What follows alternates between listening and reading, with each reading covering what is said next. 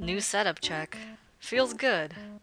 Also, I switched my mask to black because I lost the other one. But anyways, at the time of writing the script, I had a Spanish test Monday, and a 25-hour cry session sprinkled throughout the rest of the week. So, theoretically, I shouldn't be filming a video right now. And yet, here we are. Because it's time to get down. It's time to get frisky. You could even say, it's time to get handsy. But anyways, hands. We love 'em. We need 'em. And we create awful, awful things with them. Statistics say we need Jesus now more than ever. But drawing hands takes finesse. It's kind of, well, hard. So here's some tips, I guess. First off, the basic anatomy of a hand. The base of the hand is the palm. People always stress about fingers, but the palm's the foundation, so it's important to understand it. Essentially, the palm is made of 5 long bones, which are connected to the wrist bones at the base. One thing to take note of is the fact that it's not one solid block, even though it's oftentimes helpfully simplified in that way by other artists. This is important because the palm can fold itself. Without taking this into account, some hand poses just don't make much sense. However, even more importantly than that, the thumb is part of the palm. A lot of people just forget how mobile and flexible this part of the hand is. It's pretty important. Probably the most important part of the hand, even. Usually, artists tend to diminish this part of the hand, and don't realize how much this bone really sticks out, even when the hand isn't doing anything. This part of the thumb is connected to the palm with this flap of skin, which extends from the base of the thumb to the base of your pointer finger. But other than that point of connection, the bone is free to move independently from the rest of the palm in pretty complex ways.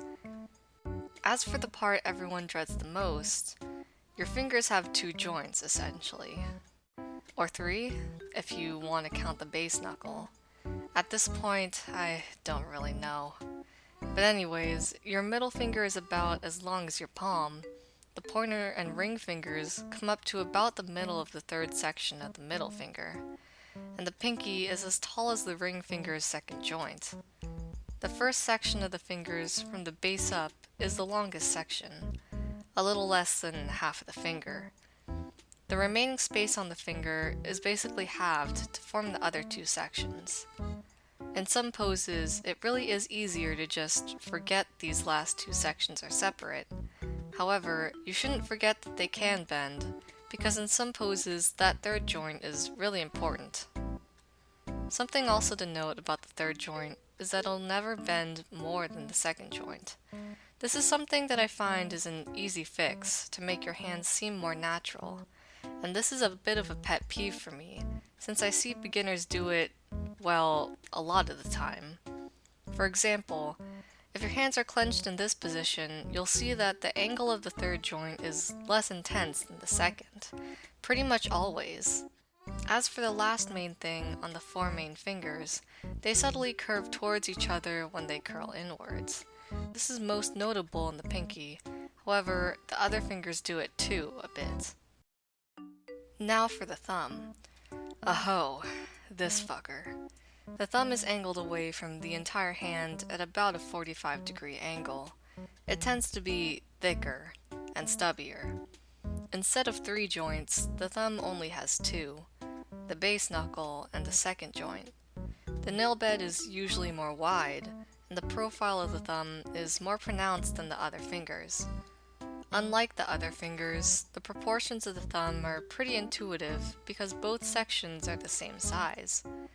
As for the entire thumb, it really comes up to around the middle of the first section of your pointer finger. However, this isn't really a hard or fast rule. Now, something that not many people have talked about, or at least I haven't seen any. It's possible that I'm just uncultured. But anyways, hyperextension. Hyperextension is when a joint extends beyond a normal range of motion, usually 180 degrees in this case. In the hands, it's often exaggerated because it can make the hand seem much more expressive. A lot of artists do it, which is why I find it particularly weird that I don't see many people talking about it. Still, this usually occurs in the second joint of the fingers and thumb. It isn't appropriate for all poses where the fingers are splayed out, but it can definitely add an extra flair if you use it correctly. If you haven't already, I would definitely recommend playing around with it.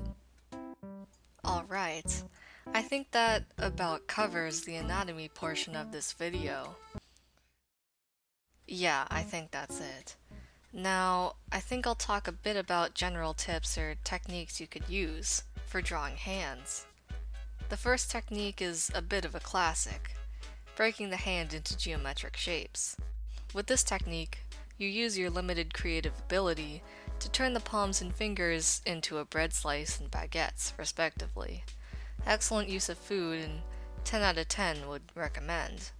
But anyways, you're essentially turning the palm into this curved rectangular prism shape, with a little extra building block for the thumb joint, cylinders for the finger sections, and spheres for the joints. This method is good for difficult perspective-y hand poses that require a lot of foreshortening. So all in all, I would give it a go. I would say that even the way I draw hands now somewhat draws inspiration from this. However, be warned, this can promote stiffness. So with that in mind, a second technique is using silhouettes. This tip originated from Lavender Town, or at least I saw it from her first, so I would definitely check out her short video on that. It's really less than a minute, but for the lazy people in the audience, this technique is basically to just make the silhouette of the hand first, then fill out the details. I think one of the major shortcomings of this is that it doesn't work, or is largely unhelpful, for a lot of hand poses. For instance, if the hand is curled up or foreshortened a lot, it's gonna be hard, to say the least. However, I will admit that it helps you look at the bigger picture, which is pretty crucial. Now, as for tips, one tip is to group fingers as much as possible. Listen, okay? You don't have to get fancy. In fact, I would very much encourage beginners to be as little of that as possible. One Iggy Azalea in this world is enough. So you're allowed to simplify. I encourage you to group fingers, such as the middle and ring finger, or even the pointer and middle finger if you want, depending on the pose. A lot of artists do this already, and for good reason. It makes less work for the artist, and makes any hand just a bit more elegant. Usually, when grouping fingers together, artists won't even draw the entire form of both fingers, but rather just indicate separation with a triangle or something. So, in this way, this method is pretty efficient. Now, another tip would be the importance of flow in the fingers. This is kind of intuitive, but when the fingers are splayed out, it usually looks better if there's some sort of order. For instance, the fingers are gradually positioned lower from the pinky to pointer finger. Really, just make sure there's some reason to your finger positions.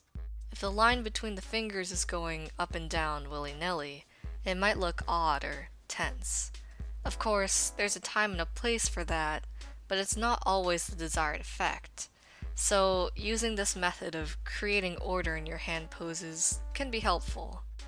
And lastly, for tips, I would say that when you're foreshortening fingers, specifically outstretched fingers coming towards you, it helps to focus on the fingertips. If I'm drawing a hand in a pose like this, I usually draw the palm first, then the fingertips, then fill in everything else. In this case, the fingertips will be the biggest because it's closest to the viewer, so I personally like placing them down first to get a sense of how they're moving. To get a better idea of the intensity of the perspective, I also like slapping on some fingernails. While fingernails are usually oval-shaped, I quite enjoy making them square. Since they follow the curve of your finger, they can be great indicators of perspective, and for me at least, it helps keep track of everything in my head. For the fingers themselves, I would also suggest hyperextending them or bending them if they're stretched out in perspective, rather than just making them completely straight. This is because in extreme foreshortening, even though it's easier to draw things that are perfectly straight, it often makes your fingers look kind of stiff and inorganic, or even that you're doing something wrong. Adding a tiny bend to the fingers can give the hand more life, as it exaggerates the joints in the hand and the little imperfections, and it makes the perspective feel more real as a result.